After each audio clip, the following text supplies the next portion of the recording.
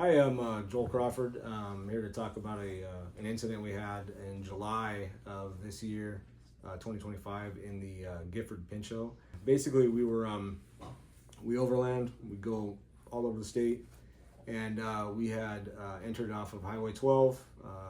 The first night we had stayed at just a campsite there by the Sispus River, and we were planning to work our way all the way down to Lower Lewis Falls, through that area, and then we wanted to camp the Saturday night very close to the bottom of Ape Canyon. That was my target.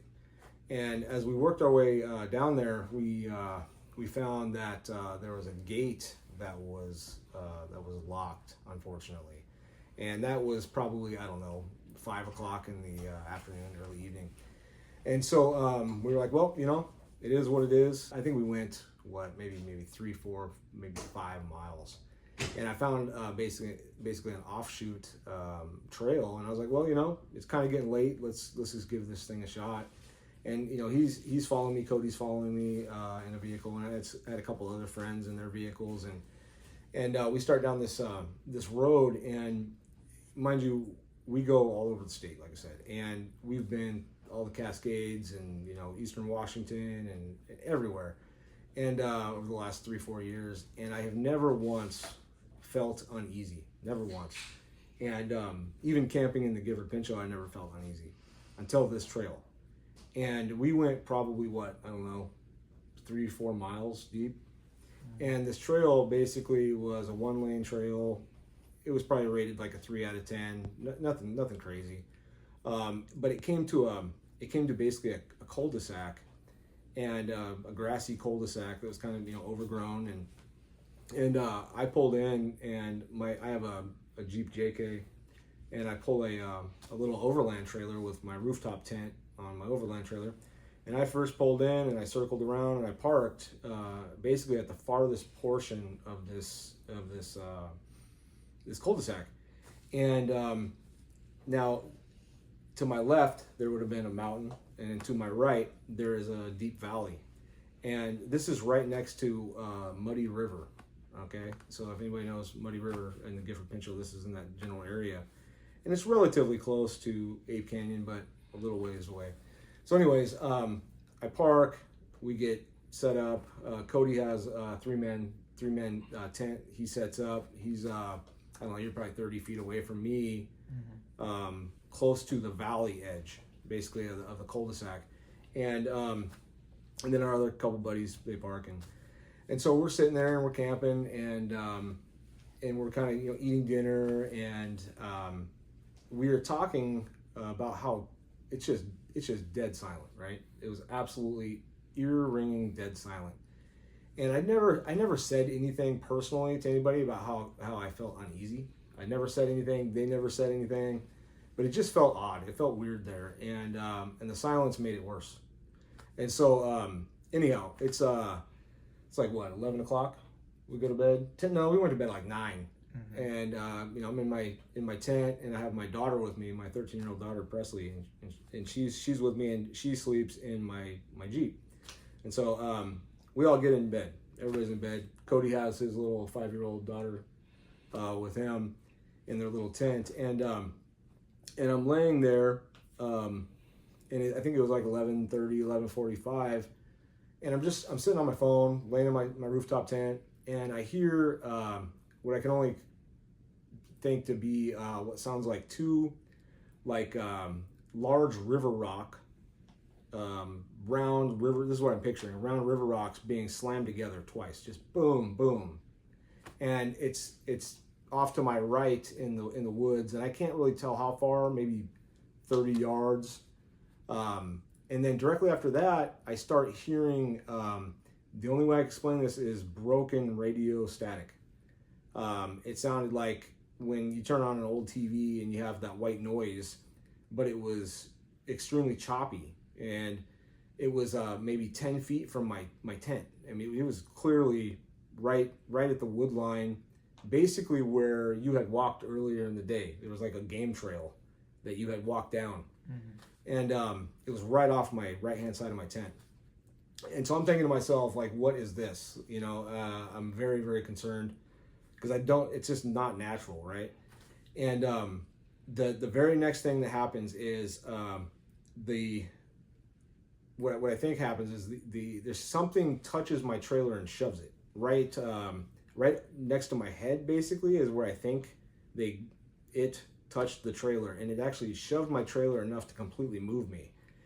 And at that point, I froze, and I did not know what to do. I had my pistol in my hand. I was just laying there with it on my chest, and I never heard anything walk up. I never heard anything walk away. It was dead silent, other than that radio static that came from the woods, 10 feet away or whatever it was, or 30 feet away or whatever it was. So at that point, I lay there and I'm frozen, and it goes on for 2 hours where I'm just frozen, I'm not moving, and I finally fall asleep. Well, I wake up because I hear movement outside, and I think it was like, I don't know, 4:30 in the morning. It was very early in the morning, and I unzip my tent and I look out, and Cody is up outside his tent, and I wasn't gonna say anything about what happened, but as soon as I unzip my tent, you say, "Are you hearing all this?" And then I'm gonna let him take over because I did not hear what he heard because I was sleeping. Yeah, so for me, around the same time at first, when we got there, I noticed it was kind of quiet. Usually while we're out there, you hear birds, you hear, the wildlife, the wind, whatever's going on. And it was kind of strange that it was so silent, but we were away from the river. We had drove up into the woods a bit more, and so didn't think awfully too much about it, but we commented on it. And so as he mentioned, we kind of hit the sack a little earlier, around 9 o'clock. I agree, and we had a long day of driving, so my daughter and I, we climb into our tent, and it's a little north face tent, one of the mountain editions. So I left the rain fly off of it because it's in the middle of July, and it's a beautiful night. Wanted to be able to see the stars at night, and when we wake up, see the what there is for a sunrise. Well, like him, I had my flashlight and a firearm for protection because we're exposed a bit, but we went to bed, and around the same time that he woke up, around 11:30, close to midnight, I get up, and it's call it pride or whatever, but it takes a bit to get me unnerved. I feel like a lot of times, and so I start hearing movement around camp, and as he mentioned before, I'm next to, I guess, the valley, and I'm maybe 2 feet from like the briar patches or whatever you want to call them. Woodline, yeah, the wood line, and I'm starting to hear this movement into the bushes off to the left of me, which I thought was kind of interesting, but it makes sense. There's wildlife and deer. But then I start hearing movement around camp, and I had woke up earlier in the night to some of the guys getting out of their rig to go to the restroom or whatever, and they had their flashlights. Well, I assume that might be the same case, except this time around there was nobody with lights outside our tent, and I could see if that was the case because, as I mentioned before, I didn't have the rain fly on and I'm completely exposed. And so I'm sitting there listening, and I'm getting more and more on edge, and I can't really explain why, because how close was it to you? Because you said it was like right next to the tent. I'm saying it's a few feet away. Okay. That I start hearing movement around my tent, and then I just hear it around camp in general, and so I got freaked out. I actually grabbed my my revolver 357 and held it to my chest, checked on my daughter to make sure she wasn't awake, and so at this point I'm kind of it got to the point to where I was like praying for this to go away, You know, and like I said, I don't really get on edge. I just wanted it to stop. Was it 2 different locations at the same time? It was. It started going around the whole camp. Okay. And so that's where I heard it over by Matt's truck, which was kind of weird because, you know, it was just, it's like camp woke up, but obviously we're all supposed to be sleeping. And so, and I wasn't hearing any movement, but I don't know if this was after my 11:45 This was like around or whatever, like midnight. Okay. I start hearing all this activity. Because I had the radio static, and then I Yeah, I had my didn't hear trailer any of getting that. shoved, and my daughter heard the radio static. Yeah. Okay, so just wanted to make sure that the timeline. Yeah, I wasn't probably awake at that time. I didn't hear any of what you dealt with at first. I just started hearing all the activity and the movement around my tent. Okay. Well, somehow, in some way, I get back to sleep. My daughter never woke up at that point. I do wake up now. It's about 4:45 in the morning, and the closest thing I can compare it to would be an owl. I didn't know what I woke up to at first until I started hearing it again.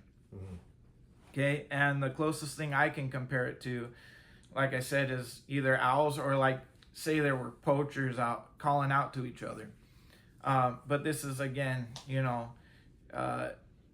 like 4:30, 4:45 in the morning. And so what I hear is basically a pattern of like who, So and multiple. then it would repeat it maybe five seconds after the first one. And you could distinctly tell that one, it started off, they're down in the valley to my right, and they sound fairly close. It's very loud. So you hear the first one, and then you hear the second one. You can tell that it's a little bit further away from that one. About 15-20 seconds later, they sound off again.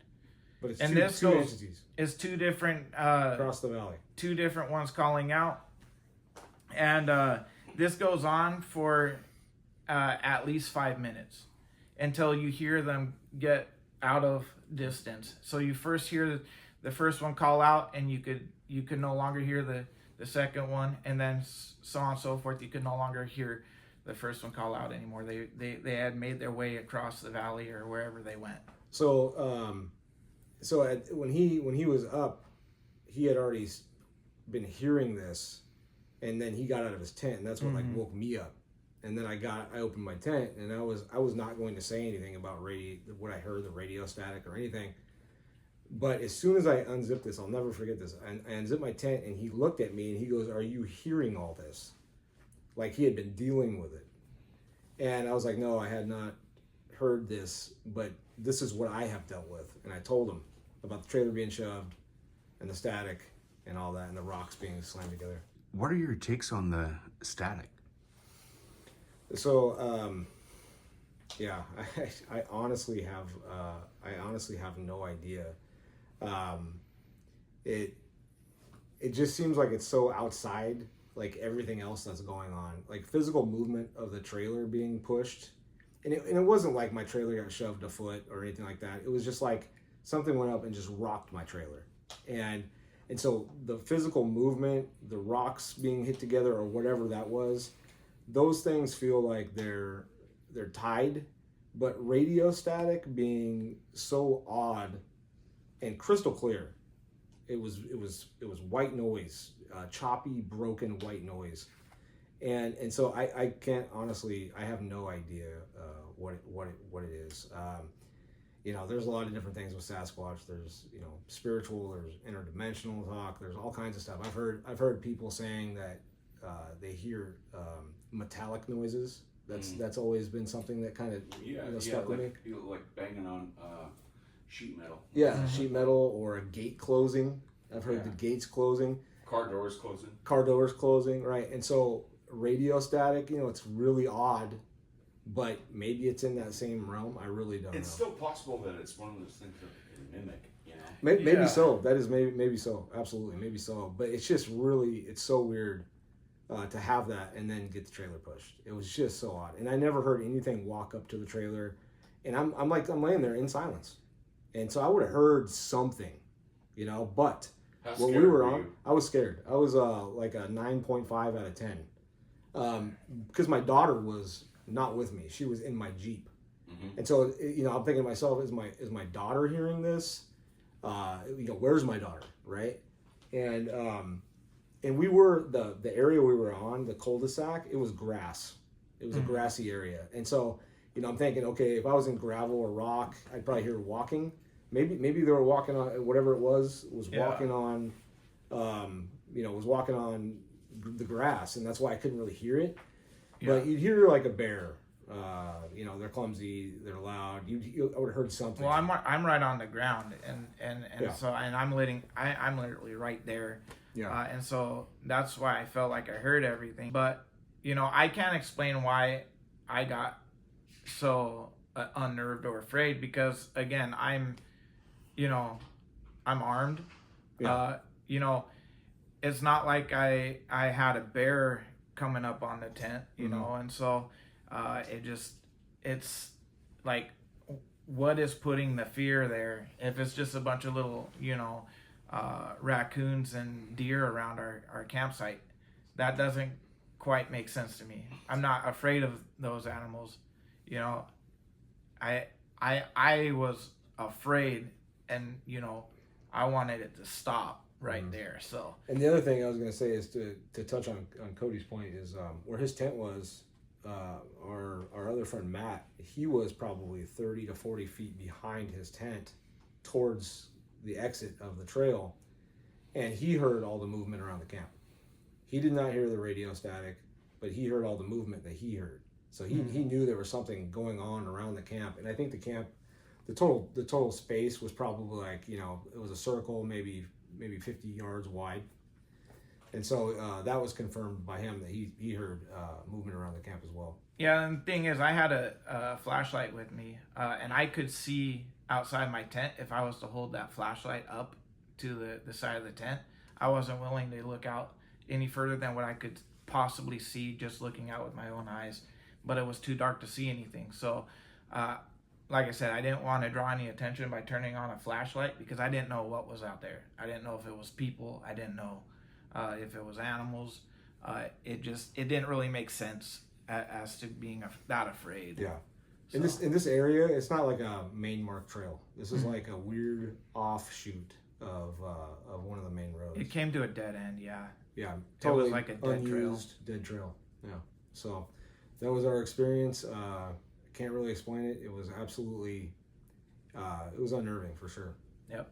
So let's get little Miss Crawford. Yeah. Okay, I'm Presley. I'm Joel's daughter, and I was in the Jeep when this happened. He was in the rooftop tent. Is that what it's called? Yep. Rooftop tent. It was only a few feet behind me, but to my right I had the mountain, and then to my left I had like the rest of the camp and like the valley of the mountain. But a little bit behind me was just a plain grassy like area. It was like dirt kind of. And it was around like 11 when I woke up. I only slept for a couple hours, but I woke up around 11, and it was just like silent. My ears were hurting because they were ringing from how silent it was. It was really odd, and I couldn't go back to sleep, and I was awake for about like 45 minutes because like I just had like this really weird feeling. I've never felt like that before while camping. And I heard the radio static around like maybe like 11:40, 11:50 maybe. But I never heard it wasn't choppy or anything. I felt like it was just radio static for like 8 seconds, and then it stopped for about a few seconds, and then it started again for like 15 seconds. I think it only stopped like once, but it wasn't more than a minute. I don't think I remember. And you covered up all your windows? And I covered up all the windows with clothes because I was so scared. And I just couldn't go back to sleep. I didn't hear anything other than that. I didn't hear like the trailer being pushed. I didn't hear like the noises, like the hoots at all. I just heard the radio static. So one thing to note on this is if the trailer was to be pushed, the Jeep would feel it, right? Mm-hmm. But the trailer was disconnected from the Jeep. Okay. I completely took my trailer off to level it, and I chalked it with wood, and so it was disconnected, and so that's why she never felt anything. An experience I had out at the Squaxin Island here in Washington State. It was 1996. I was 14 years old. I think it was either July or August, and my mother was dating a Squaxin Island tribal member, and their family was they were gooey duck divers, and so they would go out to this island, and there was a small portion of the island called Sea Farm Cove, and at the Sea Farm Cove there was a dock that extended out over this cove, probably about 60 feet. And we would always camp at this little area right next to the Sea Farm Cove. And there was like an old ramshackled house, and it was set back off the beach, probably, I don't know, maybe 50 yards. And you can kind of still see it if you look at Google Earth. But we would camp in front of this little house, and we went out there probably 6-7 times through that summer. We'd go out there with a bunch of the family members, and this one time we went out there, it was my mom, it was my buddy Chris, and it was myself, and then my mom's boyfriend. And we pulled up there in the afternoon, and he dropped us off, and he's like, "Hey, I'm going out for a couple hours, I'm gonna go gooey duck diving." And so we had our tent, I had my tent with Chris, and then my mom and her boyfriend had their tent. And anyways, we get out, he takes off on the boat, and we start setting up our tents. And Chris and I would always, we would head over to this cove, and we'd go up on this dock, and we would, I had a little 22 caliber rifle, and we would just shoot at stuff in this cove. And so the dock, it wasn't like a dock that stuck out into the water, like away from the island. It was a dock that basically ran parallel with the island, and so it was kind of overset over the top of this inlet, basically this inlet cove. And so we were shooting back basically off this dock into the island, towards the island. And Chris, I think he's the one that saw it first. Like, it was 34 years ago, whatever. I believe he saw it. He goes, "What is that?" And we look back, kind of towards the island, but off to our left. And what we saw was it was a side profile, very large bipedal black figure, and it was moving towards like our left, which would have been back towards our camp. And it was the weirdest thing. It was not walking like a normal a person or whatever. It was sliding. It was gliding. It was like what I use as an analogy is it was on like an escalator almost, and it was inset in the woods about 10 feet or so, and you could see, I couldn't see below the knees or anything like that, but I could see 3/4 of the body, but it was only side profile, and it was solid black. It was like I didn't see any like shininess from fur or anything like that. It was just solid black, and it was just moving like it was standing on an escalator through the woods, and there was no noise. And so I took the my 22 rifle, and I actually pointed it back, I don't know, 30 yards behind this thing, and I fired off 5 or 6 rounds, and it did not respond in any way. It did not stop and turn. It was just like we weren't there, or it wasn't there. It was weird. And there was no response, there was no sound, and it was just sliding across the forest floor. And obviously we were, I was 14 years old, and it freaked us out. And so we took off, because it was basically paralleling us back towards my camp. And so we took off, and we were sprinting, and we jumped off the end of the dock. And I'll never forget this, we didn't take the trail, because the way this thing was moving is if we would have jumped off, it would have basically intersected us And so we took off the dock and then took a hard left and hit the sand. And we ran basically around to go to our camp. And we got there, told my mom, you know, we were pretty upset, freaked out, because it was like coming towards us. That was it. We never saw anything else. We never heard anything else. Unfortunately, my mother's boyfriend never came back until like 3 o'clock in the morning. And so we're like, you know, sitting in this one tent, huddled together, hoping for the best. And there was no cell phones back then. And so, yeah, it was quite the experience.